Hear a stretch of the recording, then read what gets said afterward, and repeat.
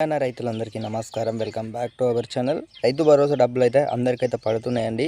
ఇప్పటివరకు ఎవరికైతే పడలేదో రైతులందరికీ కూడా డబ్బులు అయితే ఒకరికైతే అందరికైతే పడుతున్నాయి. ఇప్పటివరకు చూసుకున్నట్టయితే 1 ఎకరం కానివ్వచ్చు, 2 ఎకరాలకు కానివ్వచ్చు, డబ్బులు అయితే పడ్డట్టయితే తెలుస్తుంది.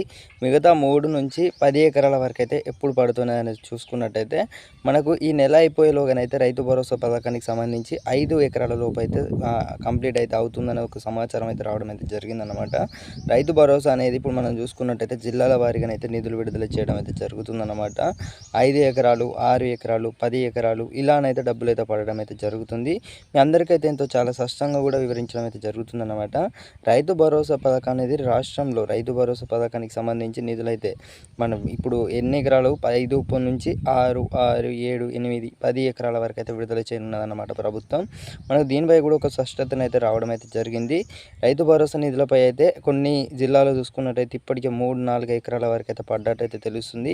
మిగతా వారికి ఎవరికైతే పడలేదో మీ అందరికీ కూడా డబ్బులు అయితే పడడం అయితే జరుగుతుందన్నమాట. సో ఈ ఇన్ఫర్మేషన్.